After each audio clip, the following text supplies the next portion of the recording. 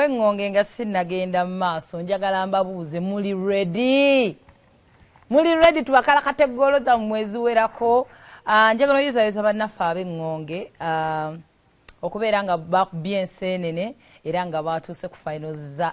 omupiira gw'ebika. Ennaku z'omwezi nga 26 tugenda kukuba kye bayita engonge. Ffe ab'embogo tugenda kukuba engonge tugiyuzeyuze obusigaddewo tubulye. Tugenda kubeera musaye wankulu ku Ssaabasajja yasiimye agenda okuba nga tukwasa ekikopo kyaffe. So ffenna tubeereyo. Ennaku z'omwezi nga 26 omwezi guno gwennyini musaye wankulu ku tugenda kuba I'm looking forward to this win. Anyway, tutandikirewo ofunye ekiberenge nabagambye n'emboozi ya FDC tugenda lye ebiberenge tubimaleyo. Kyoba okola ekiberenge ekigule balaka bakiseera. Gula obuberenge buno obwe bukasooli genda obwegulire.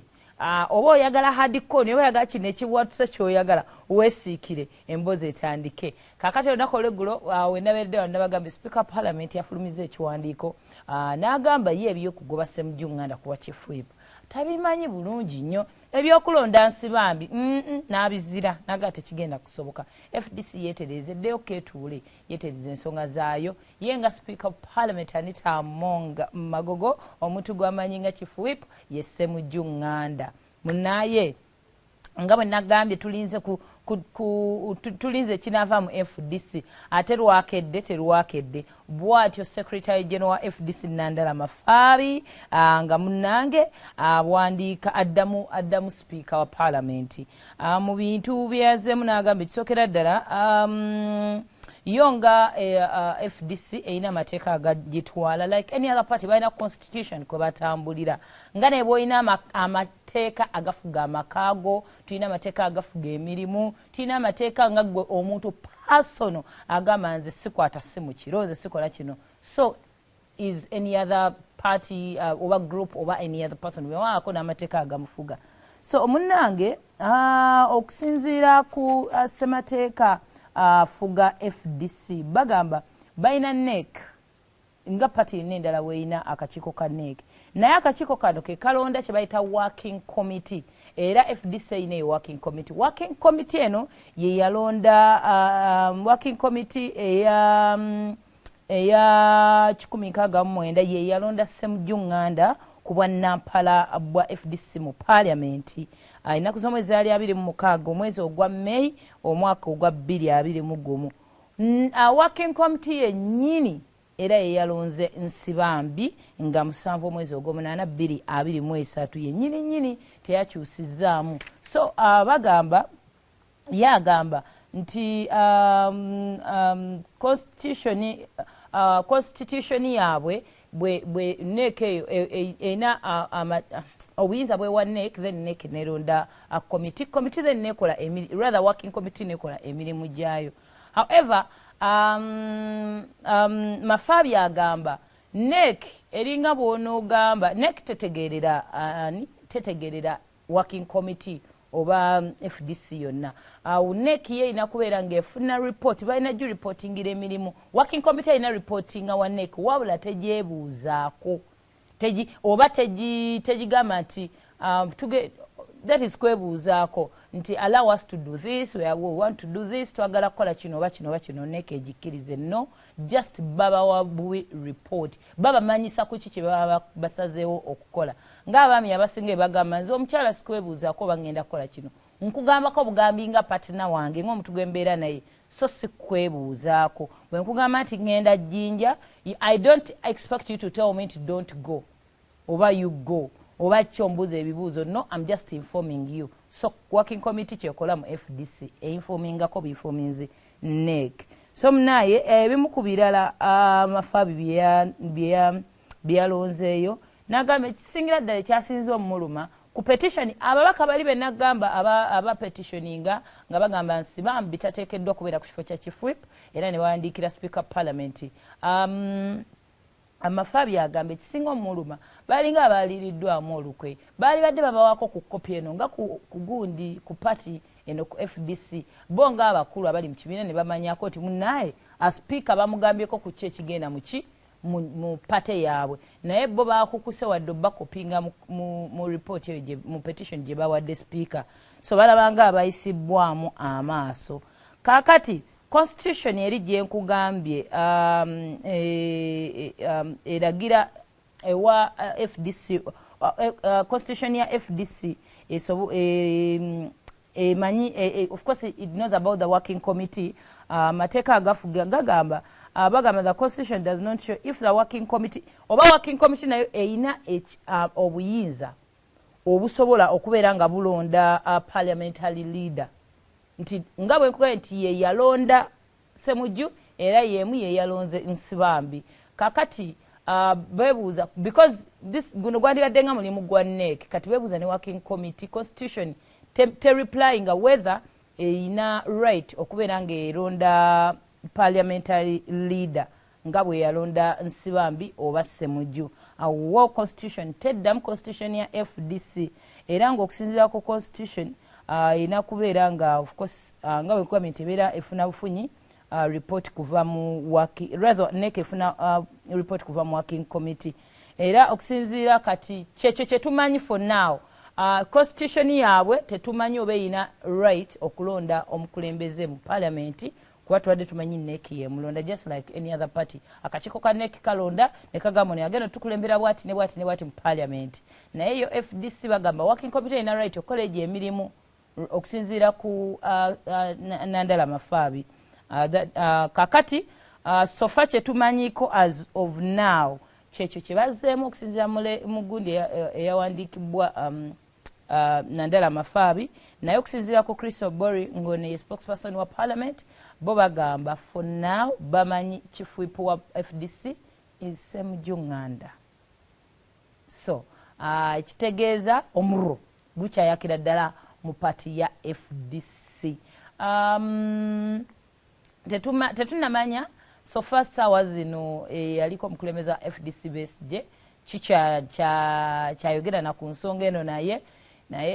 yanyigamu nno yafunamu ku ntono awo eva n'abavubuka bali betwagambyeko eggulu abagezewe era naye tannaddamu kulaba nti ddala ekibiina kyakirwanirira oba abalesse beekube paka bwe tunaalaba omuwanguzi anyway byeyo naye nga yetwogerera kyetumanyi nti because abakulembeze mu FDC beeyawuddemu n'abawagizi nabo beeyawuddemu so kati tetumanyi oba FDC erimu FDC A and FDC B or FDC 1 and FDC 2 kale tweyongereyo ku mboozi endala World Bank ekyatuyuza because Uganda yasalawo negamba tegenda kukkiriziganya na nsi ndala zekyagala kukola especially amawanga g'abazungu ag'okuwagira omukwano gw'ekifuula nnenge era munaaye World Bank bwe yabiwulira negamba muzanyidde ku human rights nyingi nnyo ne tusirika mukutta abakulembeze ne mubasiba mukutta abantu civilians mubakubya amasasi nga bagenda olulonda bali mu bululano ne tusirika naye n'ensonga gye mukutteko nkulu nnyo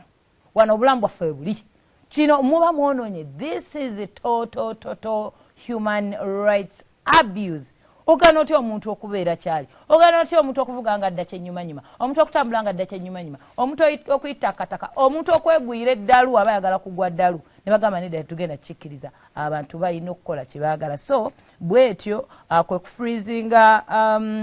a trillion eziri mu 6.7 sente zezaali zirina okubeera nga bayambako oba zimu zaali zigenda actually some money was approved okubeera nga ziyambako ku bizibu byaffe mu Uganda ebitusumbwa endala nga zirina kujja nga looni kaakati bwe bamala oyisa ekiwandiiko kino era munaye akawala kali akakuba ku simu ne kakwirako ku President Museveni ne kamugambako n'akagamba please I'm President Museveni omanyi emyaka gye nfugidde don't ever call me talking about that munaye bwatyo President Museveni ng'akeera ku makya nga afulumya kiwandiiko nga tugamba yoyo waffe kaguta yoyo jaredi waffe tumukooneramu kakati munange naye ng'atugamba bagenda kwogereziganyaamu naki World Bank abalabe banna you can agree to disagree nera n'osigala ng'ompa ekitiibwa oba obadde onyamba nonyamba naye neŋŋamba sigenda kukola byeyagala kukola munnaye kati ndowooza bino ebyaguddewo olunaku olweggulo omutuka omuko gw'ebbaluwa guno pulezidenti gwe yakunkumukudde guno kyaka gwavudde mu kuteeseganya okwo kuba eggulo ate yazze tasalikako musale mu bbaluwa eyaleeta pages 26 namba Museveni gye yatitlinze foreign aid and loans mwabaddemu ebintu bino wammanga ekisookera ddala yagambye ebigambo ebimu ebyabadde quoted yagambye these are imperialists actors bano n'aba describing that elect to rebuke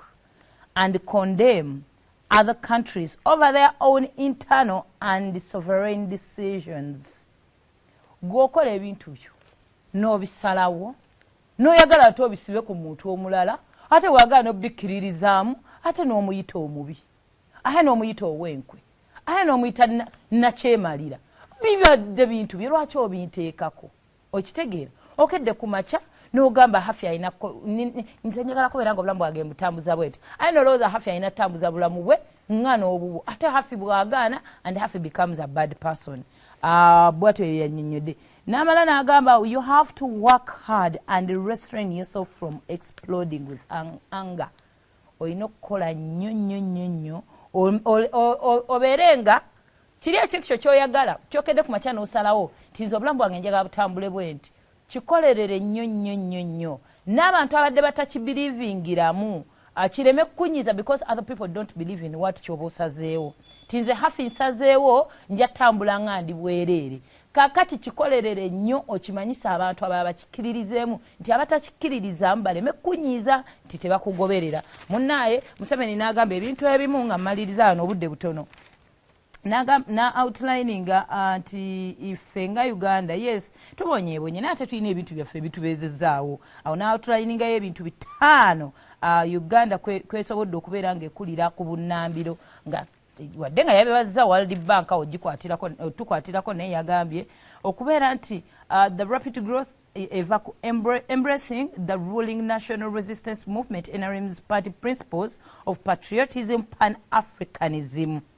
eyo yensonga enkulu namaddala okubanga tukkiririza mu NRM byegamba okubanga tukkiririzaamu okwagala eggwanga lyaffe byonna namba nkulu nnyo social economic transformation and democracy ya wano namunnaye tewaliwo abantu basalawo ne bagenda ne bakuba akalulu ne bivaayo era munnaye ekitongole ekyetengeredde ekya electoral commission nekirangirira abawangudde ffe wano we are very democratic n'agamba strong army to undergird peace and security tuyina ejje eggumu erikuuma eddembe ne security establishment of core infrastructure such as roads and railway byonna a vibrant private sector and innovation and expanded local regional and international markets ebyo bwe tubyekwatako ate nga tubadde tubyekutteko Uganda terina kye yeetaaza World Bank